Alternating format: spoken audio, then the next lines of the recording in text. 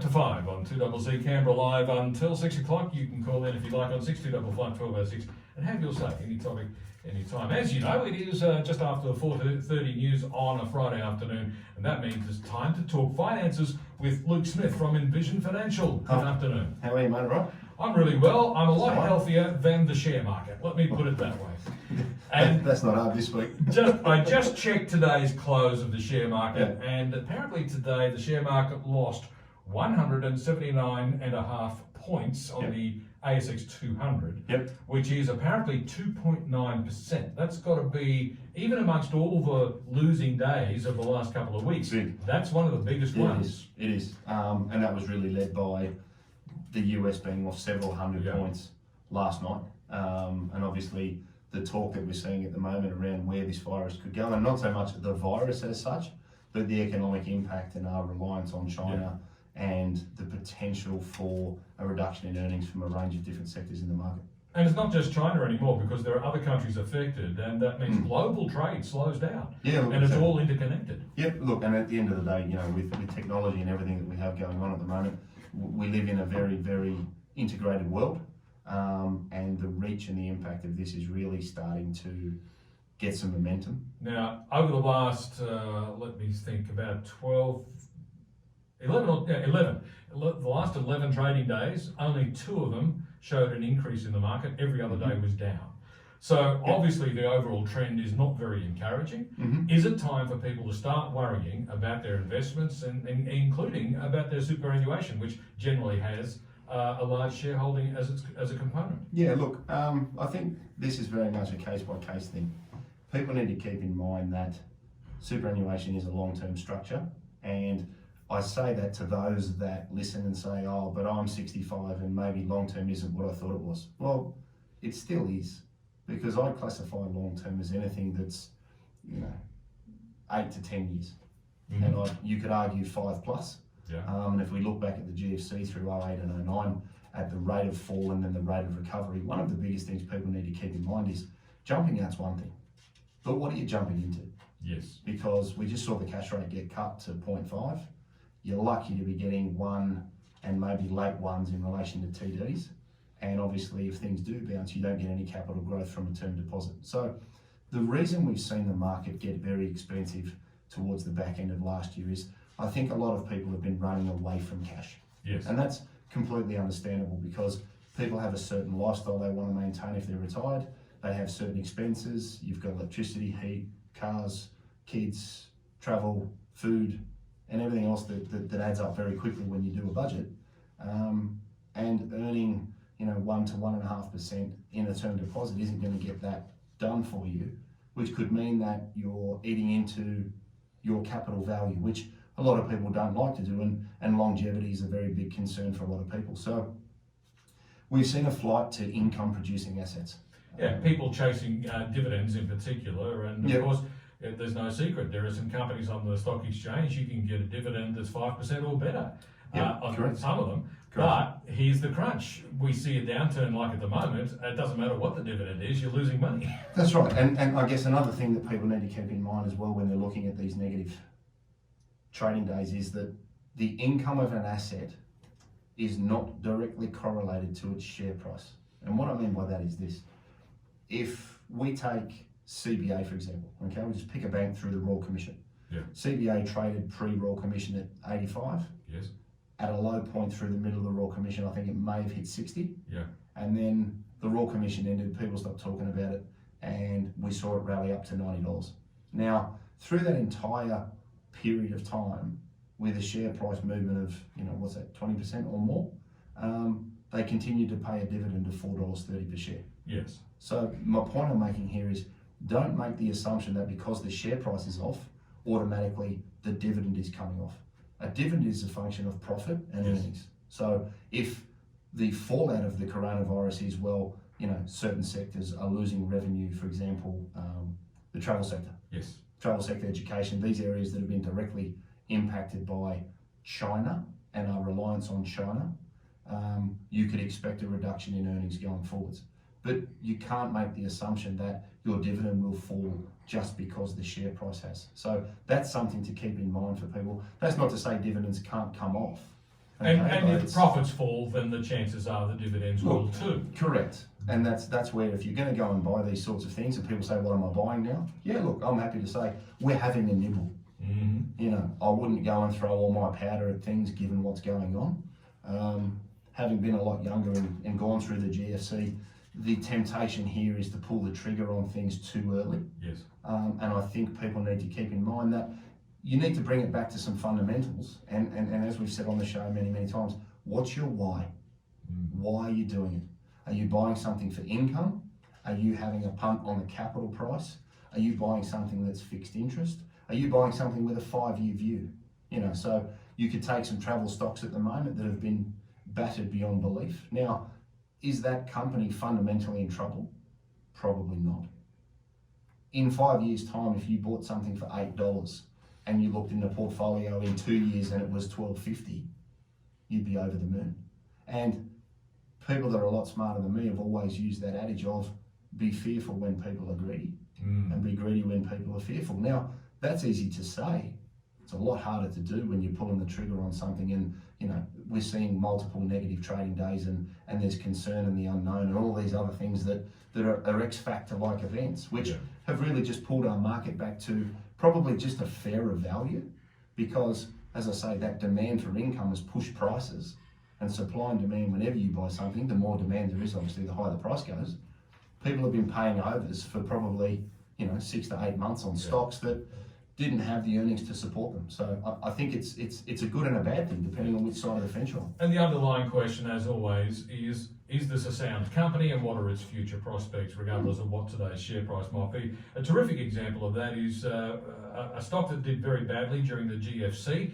If you had shares in Macquarie Bank, they got down below $20 at one point. Yeah. Today, well, not today, I don't know what they are today, but recently That they've been 135. well over $130. Yeah, look, So exactly. that's a huge difference over a period of, okay, it's been a decade, but the turnaround happened fairly quickly after the GFC and they became very profitable again very quickly. And this is where I guess I preface anything by saying you need to remember that as long as you buy good quality things, they will be here. We saw the GFC, and having gone through that with clients, that was a horrible event. Yes. And there were a different range of factors, obviously, that caused that. But what we did see was if people had jumped out because it was too much for them, or they didn't have someone to talk to, or they didn't understand their asset allocation, or whatever the reason was, they missed out on some significant upside in a very short period of time, which actually negated a lot of the pain and suffering that they were experiencing in the middle of the event. Because I can remember, like it was yesterday, March 2019. Yes. The world was going to open up, and we were all just going to sink into the ground. Like it was pretty dire. And then you come off the back of it, and I think people need to keep in mind how you feel about risk, the assets that you hold, and also the benefits of diversification. So if we hear someone on the news tomorrow morning go, oh, we're seeing X trillion dollars wiped off the stock market, bring it back to a percentage. Okay, it was off 2.9. Are you scared about 2.9? Are you scared about 12 trillion? Journalists do a very good job of sensationalizing things. That's not to say that they're not important, but we need to bring it back to put it in perspective. If something's off 2.9, okay, not great. What we saw this week was we saw a down day, and then the next day we saw it jump 1.5. Yeah. Now, this is an interesting point too, because the current event is, although it might have some things that are reminiscent of the GFC, it's different causes, it's a different situation. And what we're seeing at the moment is extreme volatility. So in the last couple of weeks, the trend has certainly been downwards, but the ups have also been very big ups on the days that they've occurred. So, and according to a piece I was reading earlier today, we should expect to see that volatility continue for some time until we come to a better understanding of how the coronavirus threat is going to be overcome. So this might go on for some weeks or even months yet, that we're seeing volatility in the market. So I guess the really important question there is there a way of making the most of that volatility? Yeah, look, I think you're spot on. I think this is going to continue, and I think the general investment markets have become, I guess, as a community or as a society, we've become a little bit complacent because we've come off the back of a 10-year bull run. Yeah. We've seen markets run very, very well. We haven't had to deal with a lot of volatility. We saw Trump up interest rates December before last. We saw their market come off 15, 20%. we rallied back, portfolios from a balanced growth, so 70% growth, we're doing, 20% plus for 12 months to January and February. Okay, we're coming off a low base, but it's important to understand that this is an opportunity to buy good quality companies. Yes. And again, obviously I preface this by not advice, but you look at something like a Sydney Airports, okay, trading over $9 not a couple of weeks ago, probably low sevens today. Now what do? Yes. They rent shops, Yes. they park cars, Yes. they charge planes to go up and down. Yes. Now, I think the stat a couple of months back was they make $212,000 a day parking cars. Yeah. So again, if you're looking for companies that are very resilient and have an annuity or reoccurring income style, things like infrastructure assets are going to put you in a very good position thinking longer term. Some other travel companies like Webjet, Corporate Travel, those have suffered a great deal in the last couple of weeks, but they've been recommended by expert advisors as being solid companies. So is it likely that once this passes, they will bounce back strongly? Well, look, I think again, you're going to have areas of the market that are impacted more than others, and obviously travel and education are going to be two that are highly tied to the Chinese economy and demand. Webjet's a great example, right? Very good company, but it's highly exposed to what's going on at the moment. Yeah. And that shock and awe factor is going to say, all right, it was a $17 company middle of last year. I think it probably maybe broke through $8 today. Yeah. Now, again, it's not a company you buy for income. It provides a yield of about 1.5%. So if we look at another animal in a different sector, it's similar to a cochlear. Okay, it's a growth asset.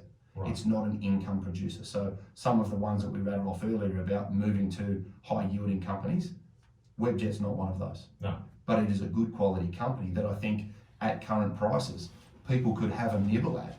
Yeah. And say, well, all right, as part of my portfolio, if I wanted to buy 20,000, maybe you buy 10.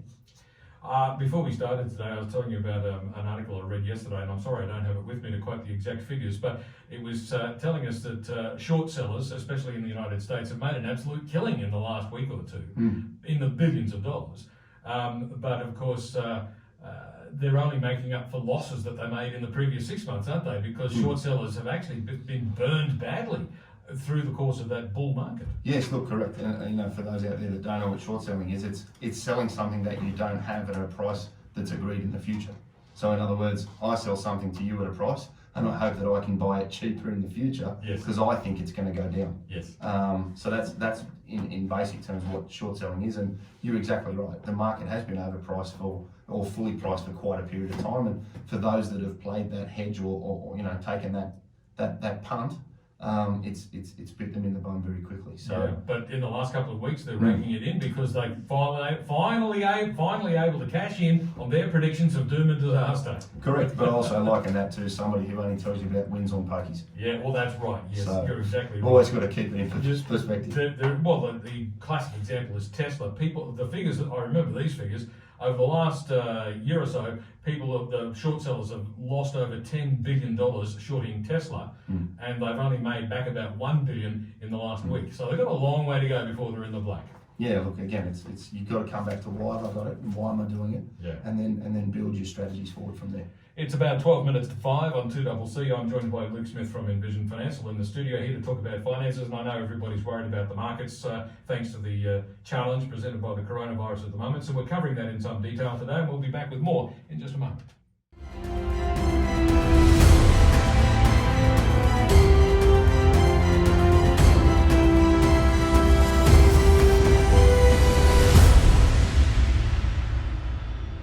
Minutes to 5 on 2CC Canberra live until 6 o'clock, and in this half hour I am joined by Luke Smith from Envision Financial. We're talking about the impact of the coronavirus on the markets and the volatility that we are witnessing at the moment. So Luke, when we see this kind of volatility, what sort of mistakes do people make? How do they come unstuck? Yeah, look, obviously panic's one that is completely understandable.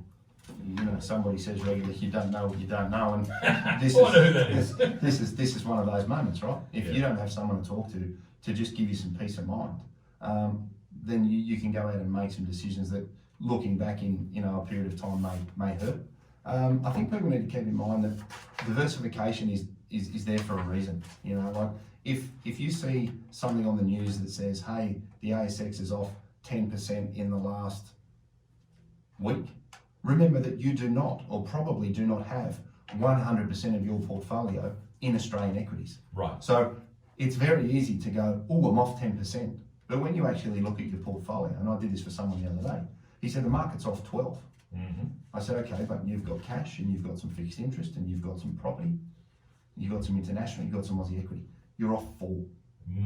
Because a big difference. Because different sectors react in different ways, right? So fixed interest and cash are okay. They're not coming off 10%. Yeah. Property's held up very, very well.